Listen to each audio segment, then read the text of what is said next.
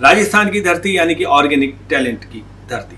Sunrising Cinevision academy and production house का एक बहुत बड़ा लक्ष्य यह है कि उस ऑर्गेनिक टैलेंट से आपको परिचित कराया जाए। यहाँ पर जब आप रेत की धौरों में चलते हैं तो दरख्तों के बीच में आपको कुछ ऐसे पत्ते और फूल भी मिलेंगे जिनको देखकर आपका मन खुश हो जाएगा। आज हम आपका परिचय करा रहे हैं मनीषा मारोठिया से, जो एक उभरती हुई कलाकार हैं, मॉडल हैं, सिंगर हैं, फिल्मों में काम कर चुकी हैं और नए भविष्य में आपको कुछ सीरियल्स में भी काम करती हुई जरूर दिखाई देंगी। आप भी इंस्पायर हो सकते हैं, इस फील्ड में आ सकते हैं। तो मनीषा जी, कुछ अपने बारे में आप हमें बताएं। मेरा नाम मनीषा मारोठिया है जी। मैं जयपुर से ही हूँ जी। आपका जन्म भी जयपुर में हुआ है? हाँ जी, मेरा जन्म जयपुर में हुआ है और मैं इस फील्ड में हूँ 3 साल से मैं इस फील्ड में हूँ।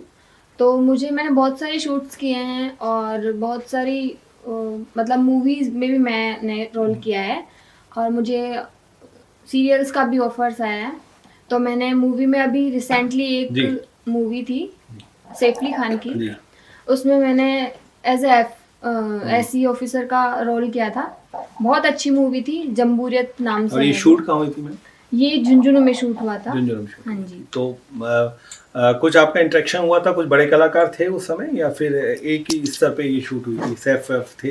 हाँ सर, सैफ थे उसमें। और मतलब अच्छे लेवल पे ये मूवी थी। जी जी। हाँ जी। और सबसे बड़ी बात है कि अभी जैसे है ना, इस फील्ड में थोड़ा सा ये माना जाता है कि लड़कियों को आने के लिए काफ़ी स्ट्रगल करना पड़ता है। 2 तरह से स्ट्रगल करना पड़ता है, एक फैमिली की तरफ से और थोड़ा सा कहा जाता है कि जब आप इस एटमॉस्फेयर में आते हैं तो खुद के लिए भी काफ़ी स्ट्रगल करना पड़ता है। तो आप क्या कहना चाहेंगे? आपको फैमिली से फुल सपोर्ट है इसमें? मेरे को फैमिली से फुल सपोर्ट है, बट फैमिली का ये है कि अभी जैसे जो चल रहा है कि बहुत सारे ऐसे केसेस आ रहे हैं कि रेप वगैरह के इनके, तो उनको लेके बहुत सारी फैमिलीज डरती है गर्ल्स को लेके। वैसे फैमिली सारी, मेरी फैमिली सपोर्टेड है, मेरे को अच्छे से सपोर्ट करती है। रिलेशंस वाले हैं कि वो तो सभी के नहीं करते, वैसे वो थोड़ा सोसाइटी होता है कि जब हम इस फील्ड में जाते हैं तो सोसाइटी। हाँ जी। और मैं एक राजपूत फैमिली से बिलोंग करती हूँ, तो मेरे समाज में थोड़ा ज़्यादा ही ऐसा होता है। और मेरी जो फैमिली है वो मेरे को अपने समाज से हटके और मुझे इस फील्ड में भेजें, क्योंकि मुझे खुद को लगता है कि मैं इसमें बहुत कुछ कर सकती हूँ। मेरे पापा का सपना था कि मैं सिंगर बनूं, क्योंकि मेरे पापा भी सिंगर थे। Okay okay okay. हाँ जी। तो ये तो मैं यूथ से भी कहना चाहूँगा कि खासतौर से उन फैमिलियों की कि अगर आपके बच्चे में कोई टैलेंट है तो उसको ज़रूर आगे बढ़ाएं। और आजकल तो सोशल मीडिया के प्लेटफॉर्म हैं, वो बहुत बड़ा काम आप इसमें कर सकते हैं। तो कई बार ऐसा होता है कि आप जब अपनी सोसाइटी में जाते हो, जैसे आपने बताया आप राजपूत हैं, तो कहीं ना कहीं कुछ क्वेश्चंस आते हैं, तो कैसे आप उनको डील करते हो? क्वेश्चंस आते हैं कि तू ऐसे मतलब छोटे कपड़े पहनती है या फिर ऐसे, तो मैं उनको यही कह के निकालती हूँ कि छोटे कपड़े पहनने से ऐसा नहीं कि मेरे संस्कार छोटे हो जाते हैं। जी, बहुत बढ़िया। मेरे संस्कार छोटे नहीं होंगे। आप लोगों ने मेरे समाज से जो मुझे संस्कार मिले वो मेरे अंदर रहेंगे हमेशा। बट ये है कि उन लोगों को, ये अपन सब लोगों, पूरे समाज को ये नहीं कह सकते कि छोटे कपड़े पहनने से अच्छा नहीं होता। उनकी जो सोच है, उनकी सोच को नहीं बदल सकते अपन ठीक है तो सब लोग अपन को ठीक समझेंगे। ये है। एक और चीज़ होती है, जो नई जनरेशन इसमें आना चाहती है, खासतौर से मैं फीमेल पर्सनैलिटीज की बात करूँगा। हम जैसे पूछते हैं, हमारा कॉमन क्वेश्चन होता है कि कुछ ऐसी सावधानियां जो इस फील्ड में आने से पहले खासतौर से लड़कियों को रखनी चाहिए। इस फील्ड में आने से खासतौर को लड़कियों की ऐसी सावधानी रखनी चाहिए कि जैसे कोई अपन कहीं शूट पे जा रहे हैं, तो शूट पे जाने से एक लड़कियों में ऐसी ह्यूमैनिटी होती है कि वो इंसान को देख के समझ जाती है कि ये कैसा इंसान है। तो उस इंसान से इतना ही रखो कि हाँ, काम हो गया अपना, ठीक है, और काम किया और अपने काम से अपन काम किया, जस्ट निकल गए। ज़्यादा नहीं रखना चाहिए। और ऐसा है कि किसी को भी लेके ऐसा नहीं सोचना कि बुरा है, बट उस इंसान को मतलब पहचान जाना चाहिए कि ये कैसा है। तो उसके अकॉर्डिंग अपन जैसे पहचान गए तो निकल गए। निकलने के बाद जैसे वो अपन को, जैसे उसको कांटेक्ट नंबर ना दें अपन, और भी बहुत सारी होता है कि जैसे जो कोई फैमिली मेंबर साथ रहे, और फैमिली मेंबर भी ना हो तो एक ऐसा होना चाहिए कि उस जगह बहुत सारे मेंबर्स हो, ताकि आपको अनकंफर्टेबल फील ना हो। यस। अभी आपने कुछ हरियाणवी सॉन्ग भी मेरे ख्याल से शूट किए हैं। हाँ जी। तो कैसा एक्सपीरियंस रहा, क्योंकि आप राजस्थान के कल्चर से, हरियाणा का कल्चर कुछ डिफरेंट होता है। डिफरेंट था, बट वहाँ पे जैसे हम हरियाणा गए, वहाँ पे मुझे बिल्कुल। सिरसा में हुआ था। हाँ जी, सिरसा में हुआ था वो। सिरसा में शूट हुआ था इसका। तो वो पंजाबी सिंगर्स थे। ओके। हाँ जी, तो वो पंजाबी सिंगर्स थे, तो उनका ये था कि हाँ, जैसे आप राजस्थान से हैं तो राजस्थान में तो आप कर रहे हैं, बट ऐसे बहुत सारा कंपटीशन हो गया है राजस्थान में। हाँ, वैसे पंजाब में भी है, बट पंजाब में ऐसे बहुत कम है लोग कि पंजाब हरियाणा जो हाँ, पंजाब हरियाणा बहुत कम लोग हैं वहाँ पे। जैसे मॉडल्स बहुत कम होती है, उन लोगों ने मुझे ऐसा कहा, और मुझे भी लगता है कि हाँ, पंजाबी बहुत कम है।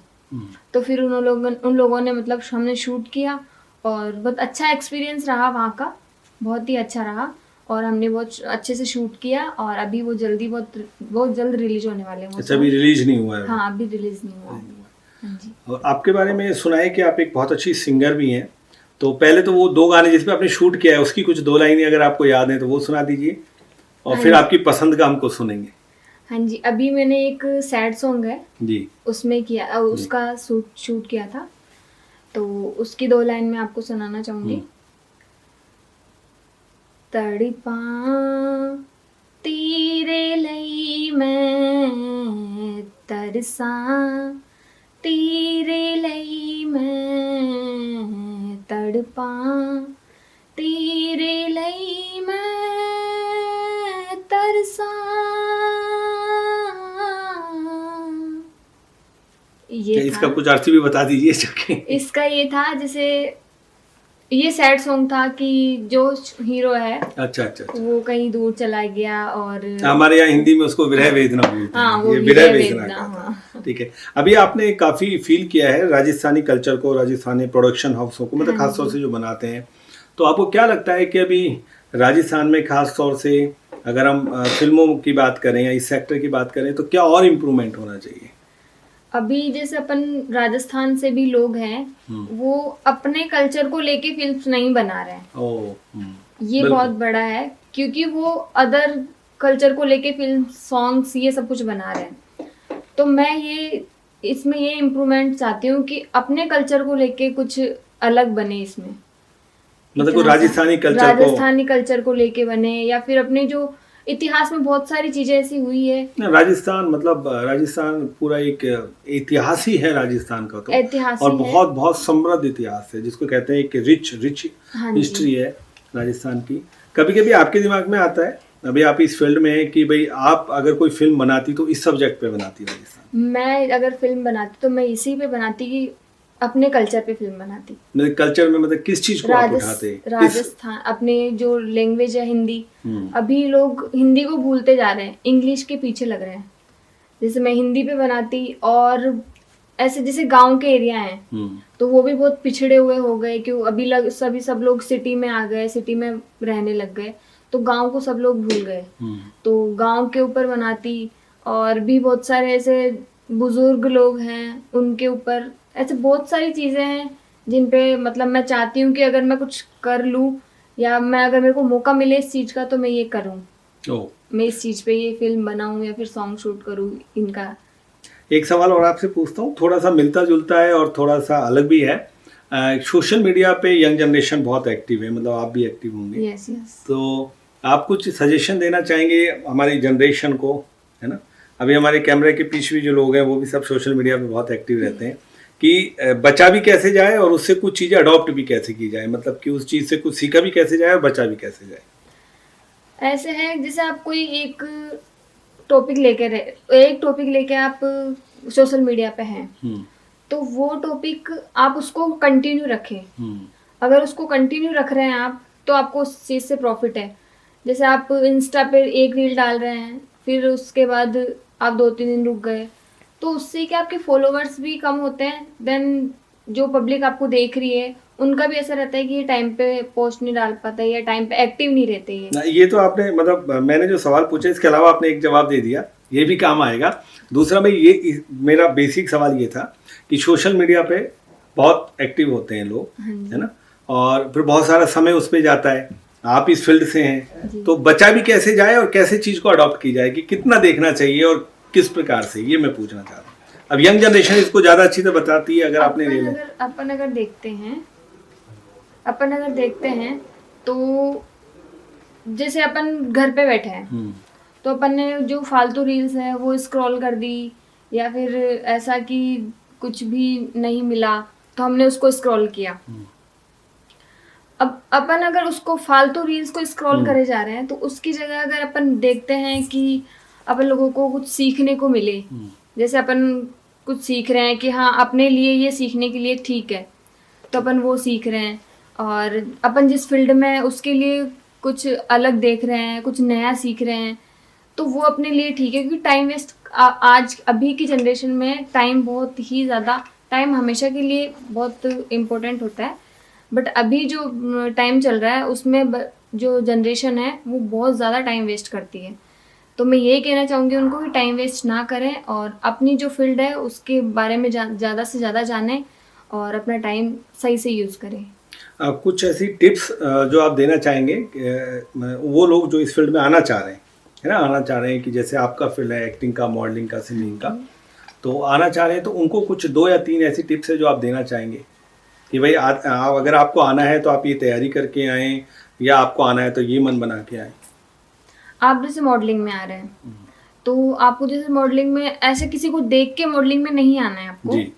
आपको एक खुद के अंदर होना चाहिए कि हाँ मैं ये कर सकती हूँ, तो उसके अकॉर्डिंग आइए आप। कि जैसे किसी को देखा आपने कि वो मॉडलिंग कर रहा है तो मैं भी कर लेती हूँ, तो ये गलत है, इससे नहीं आना चाहिए आपको इसमें इंटरेस्ट होना चाहिए। और जैसे आप मॉडलिंग में आ रहे हैं तो आपको एक बोलने का, एक बैठने का, इनका सबका वैसे सिखा देते हैं, इंसान सीखता है, बट ऐसा है कि सीखने से पहले खुद भी प्रिपरेशन करें। और एक्टिंग में तो खुद को एक्टिंग आनी चाहिए। जैसे चलो ठीक है नहीं आती अपन सीख लेंगे, बट सीखने से वो ज़्यादा नहीं सिखा पाएंगे, वो अपना 100 देंगे, बट आपको भी अपना 100% पूरा देना पड़ेगा। बेसिकली आपको पूरी तरीके से ट्रेंड होके फिर इस फील्ड में आना चाहिए, ताकि आप सर्वाइव कर सकें बहुत आगे तक इसमें। इसमें आप पढ़ सकें। हाँ जी। आपकी सिंगिंग की तारीफ तो जैसे मैंने कहा कि लोग करते ही हैं, तो कोई ऐसी हिंदी फिल्म का कोई गाना हो जो आपके बहुत करीब हो या आपको बहुत अच्छा है, तो 2 लाइनें उसके भी गुनगुना दीजिए। मेरा जो फेवरेट सिंगर है वो अरिजीत सिंह है, तो मैं उन्हीं का ही आपको सॉन्ग सुनाना चाहूँगी। ये कमाल की बात है, लोग आजकल का ट्रेंड चेंज हो रहा है, किशोर कुमार से अरिजीत पे आ रहे हैं। बताइए। नहीं, किशोर कुमार जी भी बहुत अच्छे थे। हाँ जी। तो वो एक लीजेंड, एक ऑरा था, तो उनकी बराबरी करना मुश्किल है, बट जो ईमानदारी से काम कर रहे हैं उनकी तारीफ करना भी बहुत जरूरी है। तो अभी अरिजीत तो निश्चित रूप से इस मामले में नंबर 1 है। हाँ जी। उनके गाने दिल को छूते हैं। हाँ बिल्कुल बिल्कुल। और वो हर कोई उससे एक्चुअली अटैच है, हर एज वर्ग में, ये सबसे बड़ी बात है। यूथ जनरेशन भी है, हमारे जो कैमरे के पीछे लोग हैं उनको भी अच्छे लगते होंगे अरिजीत के गाने। जी। तो मैं उनका सॉन्ग सुनाना चाहूँगी आपको। दहलीज पे मेरे दिल की जो रखी है तूने कदम, तेरे नाम पे मेरी जिंदगी लिख दी मेरे हमदम। ना सीखा मैंने जीना कैसे जीना, ना सीखा मैंने जीना तेरे हमदम। ना सीखा कभी जीना कैसे जीना, ना सीखा जीना तेरे बिना हमदम।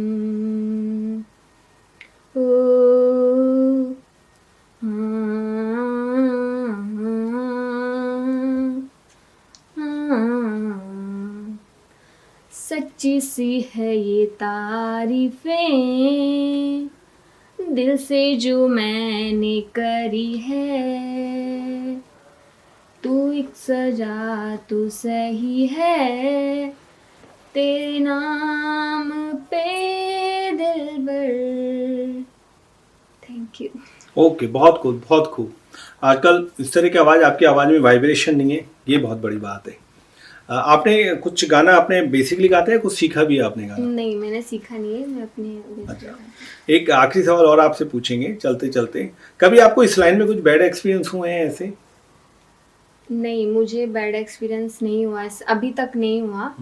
बट मैं जैसे मेरा स्कूल टाइम से मैं सिंगिंग करती थी, तो स्कूल में जैसे मेरे को ऑफर आया था बाहर के लिए, दिल्ली के लिए ऑफर आया था। तो मैं वहाँ गई तो मुझे किसी ने कहा कि आप नहीं कर सकते सिंगिंग। तो मैं उनकी बात को लेके मैं बहुत सैड हुई और ऐसा हुआ कि मतलब मुझे लगा कि मैं नहीं कर सकती।